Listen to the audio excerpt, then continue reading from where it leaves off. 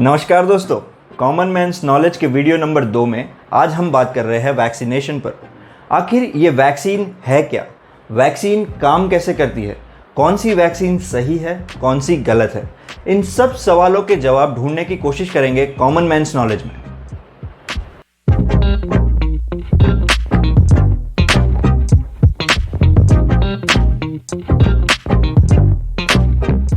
Covid vaccination समझने से पहले एक सिंपल से एग्जाम्पल को समझते हैं। मान लीजिए मैं आपसे कहता हूं कि आपको एक प्लेन उड़ाना है बिना किसी ट्रेनिंग के। ये काम आपके लिए बहुत मुश्किल होगा क्योंकि आपने पहले कभी प्लेन नहीं उड़ाया। अब मैं आपसे कहता हूं कि आपको प्रॉपर ट्रेनिंग दी जाएगी और फिर आपको प्लेन उड़ाना है, तो आपके लिए ये काफ़ी आसान हो जाएगा। वैक्सीनेशन का भी यही उद्देश्य है। वैक्सीनेशन के द्वारा आपकी बॉडी को ट्रेनिंग दी जाती है कोरोना वायरस के खिलाफ।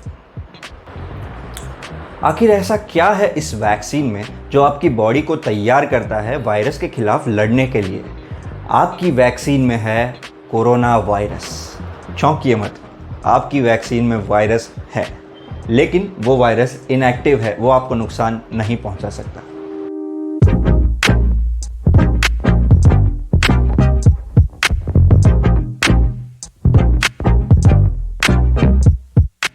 वैक्सीन दो टाइप से तैयार की जाती है, इनएक्टिव वायरल स्ट्रेन वैक्सीन और viral vector based vaccine. Inactive viral strain vaccine जैसे कि कोवैक्सीन तैयार करने के लिए एक वायरस को इनएक्टिव किया जाता है केमिकली। इनएक्टिव का मतलब यहाँ पे ये होता है कि ये वायरस आपकी बॉडी को कोई नुकसान या कोई हानि नहीं पहुँचा सकता। इस इनएक्टिवेटेड वायरस को आपकी बॉडी के अंदर डाला जाता है, फिर भी आपकी बॉडी इस इनएक्टिव वायरस को अपना दुश्मन समझती है। आपकी बॉडी इस दुश्मन के खिलाफ कुछ ऐसे सेल्स प्रोड्यूस करती है जिन्हें एंटीबॉडीज़ कहा जाता है। आपकी बॉडी एंटीबॉडीज़ की मदद से इन इनएक्टिव सेल्स को मार गिराती है। साथ ही साथ आपकी बॉडी ये याद रखती है कि उसे नए एंटीबॉडीज़ बनाने और तैयार रखने हैं अगली बार सच्चे हमले के लिए। इस तरह आपकी बॉडी तैयार होती है वायरस के खिलाफ लड़ने के लिए। वायरल वेक्टर बेस्ड वैक्सीन जैसे कि कोविशील्ड अलग तरीके से बनती है। इसमें एक वेक्टर यानी कि एक वाहन लिया जाता है और वायरस पे पाए जाने वाले कुछ प्रोटीन को इस वाहन के अंदर छोड़ा जाता है। जब ये प्रोटीन आपकी बॉडी के अंदर प्रवेश करवाए जाते हैं तो आपकी बॉडी उन्हें अपना दुश्मन समझती है। आपकी बॉडी उन दुश्मन प्रोटीन के खिलाफ कुछ सेल्स प्रोड्यूस करती है जिन्हें एंटीबॉडीज़ कहा जाता है। एंटीबॉडीज़ की मदद से आपकी बॉडी उन सेल्स को मार गिराती है। आपकी बॉडी ये याद रखती है कि अगर फिर से ऐसा हमला हुआ तो हमारे पास एंटीबॉडीज़ की कमी नहीं होनी चाहिए और इसलिए आपकी बॉडी तैयार रहती है।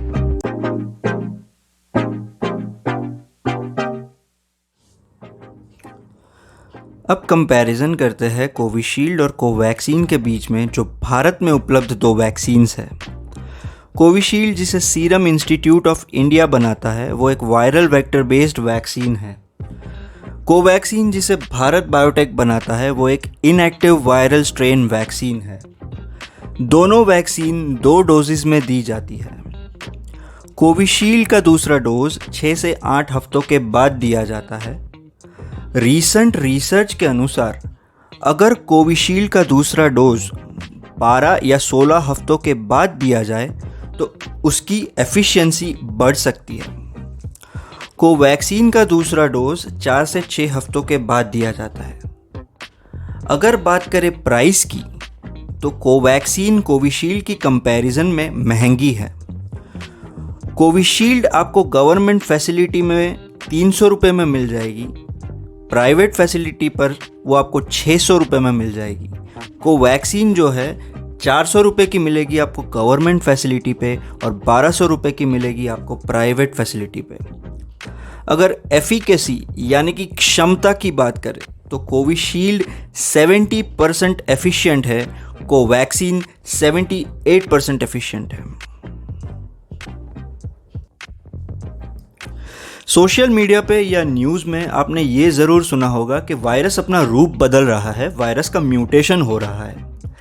अगर आप ये नहीं जानते कि म्यूटेशन क्या है तो कमेंट सेक्शन में ज़रूर लिखें ताकि मैं अपना अगला वीडियो म्यूटेशन पे बनाऊं।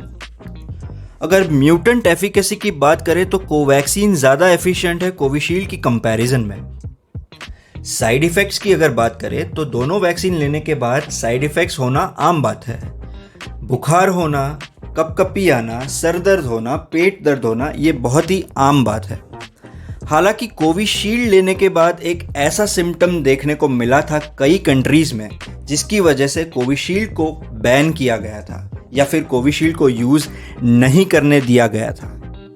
वो सिम्टम है ब्लड क्लॉटिंग का। जी हाँ, ब्लड क्लॉटिंग की वजह से कोविशील्ड को कई कंट्रीज़ ने बैन किया है। आए दिन हमें ऐसे लोग मिलते हैं जो ये कहते हैं कि कोविड जैसा कुछ नहीं है, ये गवर्नमेंट की साजिश है, ये एक पॉलिटिकल चाल है।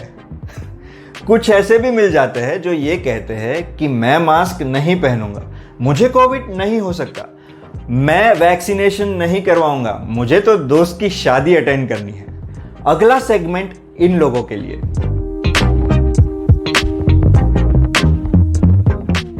कई दिनों से सोशल मीडिया पे ये फोटो काफ़ी वायरल हुई है। इस फोटो में दो अलग लंग्स की सीटी स्कैन कंपैरिजन दिखाई गई है। कई लोग ये क्लेम करते हैं कि ये सीटी स्कैन कंपैरिजन दो कोविड पॉजिटिव पेशेंट की है, जिनमें से एक ने वैक्सीन ली थी और दूसरे ने वैक्सीन नहीं ली थी। तो मैं आपको बता दूं कि ये सच नहीं है। दरअसल ये फ़ोटो कनाडा स्थित यूनिवर्सिटी ऑफ ब्रिटिश कोलंबिया और वैंकूवर जनरल हॉस्पिटल की एक रिसर्च पेपर से ली गई है। अप्रैल 2020 में की गई ये रिसर्च ये समझने के लिए थी कि कोविड-19 आखिरकार हमारे लंग्स पे क्या असर करता है। अप्रैल 2020 में वैक्सीन्स उपलब्ध ही नहीं थी। जैसे कि आप देख सकते हैं कि यहाँ पे दो पेयर ऑफ लंग्स हैं, जिसमें से पहला वाला जो पेयर ऑफ लंग्स है वो हेल्दी पर्सन का है, वो हेल्दी लंग्स का पेयर है, और दूसरा वाला जो है वो कोविड इन्फेक्टेड लंग्स है। आप जो वाइट पैचेस देख रहे हैं यहाँ पे, वो दरअसल कोविड का इन्फेक्शन है। आप देख सकते हैं कि किस भयानक तरीके से कोविड आपके लंग्स के ऊपर कब्जा कर रहा है। हालांकि इस फोटो में वैक्सीनेटेड कोविड पॉजिटिव पेशेंट का सीटी स्कैन नहीं है, फिर भी मैं ये गारंटी के साथ कह सकता हूँ कि अगर आप वैक्सीनेशन करवाते हैं और आप कोविड पॉजिटिव हो जाते हैं तो आपके लंग्स का CT scan Covid infected lungs के मुकाबले काफ़ी बेहतर होगा। आप मास्क सही तरीके से पहनेंगे, आप सोशल डिस्टेंसिंग सही तरह निभाएंगे, आप घर के बाहर बिना वजह नहीं जाएंगे और आप वैक्सीनेशन ज़रूर करवाएंगे। इसी उम्मीद के साथ मैं चिंतन वावड़िया इस वीडियो से विदा लेता हूँ। जय हिंद।